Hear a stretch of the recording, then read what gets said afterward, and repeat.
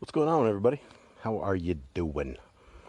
I rarely do videos like this, but because the man is trying to put the boots to all of us, I thought I would help you guys put the boots to the man just a bit. So check this out. Three different plantings, right? By trade anymore, this is what I do. So these stalks of corn right here, these had zero fertilizer, zero nothing. And I'm kind of messy. I didn't plant them, didn't weed them. Zero fertilizer at all, right? It's growing right in the dirt. Haven't mixed anything into it. This stalk of corn right here has, if you can kind of see right here, has been mixed with a I call it holy crap, and it should be probably called holy cow or something. I'll probably call it holy cow because it just sounds sacrilegious, holy crap. So this has had a dose or two of holy cow, right? And so I am going to show you what holy cow does. And all these were planted at the exact same time. There were 3 pieces of corn planted in each one of these. And if you can see the success rate of it, the very one that has zero fertilizer actually brought up 3 stalks of corn, but they're real small, right? The stalks right here at this stage, they're pretty small, and they're kind of a yellowish versus a dark green. And so this has kind of a bigger stalk. If you guys can see on that, it's really bright out here, so I hope this is showing you guys. And then this is the commercial fertilizer, and this is what they call, I think it's like 12-24-12 or 10-24-12. But it's the commercial fertilizer everybody uses, along with a little bit of nitrogen in there. And you can see the commercial fertilizer one has definitely outdone it, but not by a tremendous amount, right? And so this had a huge power push, where this, when I put this stuff on here called holy cow, it stays on top of it, and it stops water. Basically, the water seeps into the substance, and I'm going to teach you guys. You guys are going to learn this right now. And then I want to show you guys this. These 5 pieces of corn right here, I planted 1 in each hole, and we put them in, instead of covering the hole up, we just put a ladle full of this holy cow in here and let them grow up through this. And these might actually outdo all the others because of where they are. You know, it's just, they look really good as youngsters, and they all came up. We had 100%, where the only other 100% was that. And usually when you plant 3 or 4, you'll end up with 2. I don't know if it's just because the stuff down here isn't maybe so Monsanto, I don't know. But these are some other pieces of corn that we had that just were growing in a pot. And we put the holy cow on it, and I also put, it had commercial grade stuff. So, and this wasn't planted at the same time. So these 3 in the back were all planted at the same time. Sorry guys, it's probably a super fast pan. And these right here, they were planted many weeks after. So these have come up and are actually doing really well. All right, so let's get to the process. All right, this stuff really smells bad, guys. This is some really strong stuff. Okay, so this is where it begins, guys. You need a half of the 5-gallon bucket right here, right?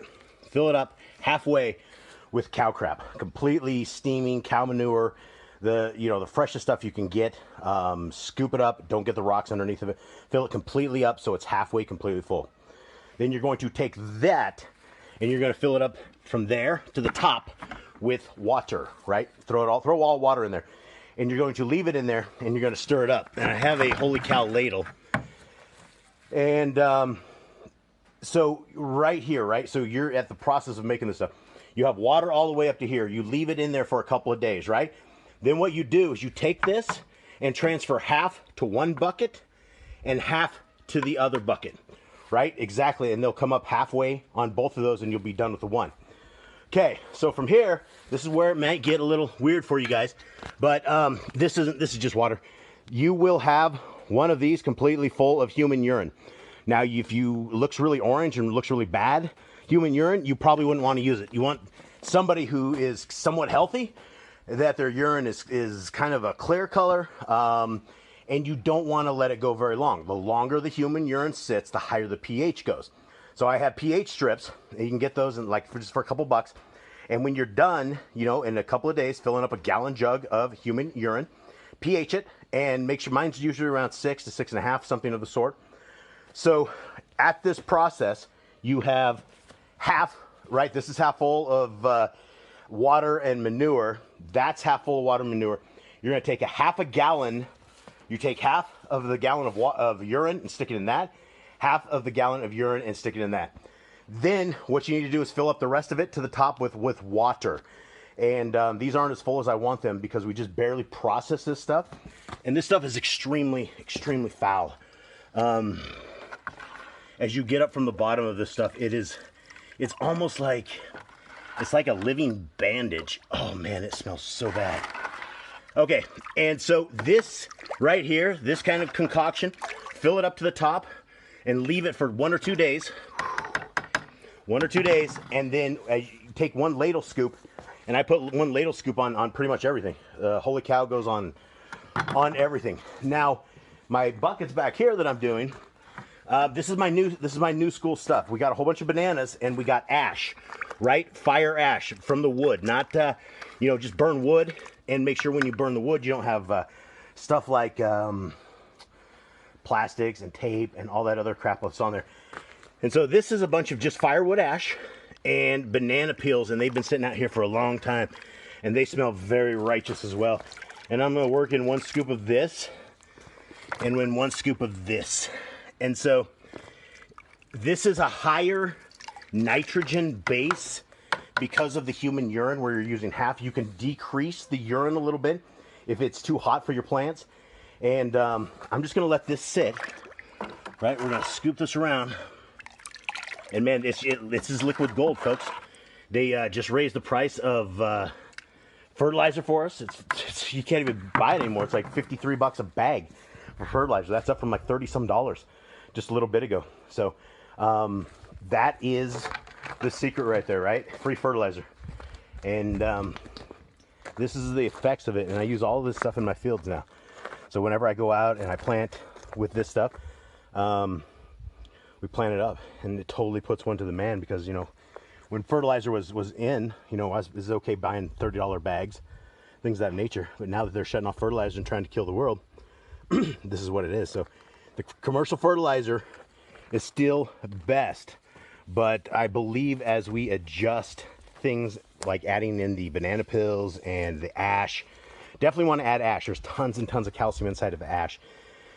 And I've been looking up the nutrients on all of this stuff, trying to put this concoction together, and I believe it works. And so hopefully you guys can find some of this, add it to your garden.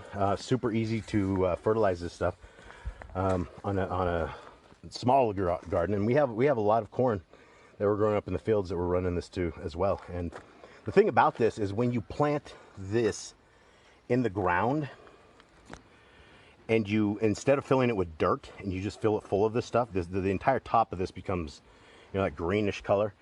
And the seeds down here in South America, we have a ton of water.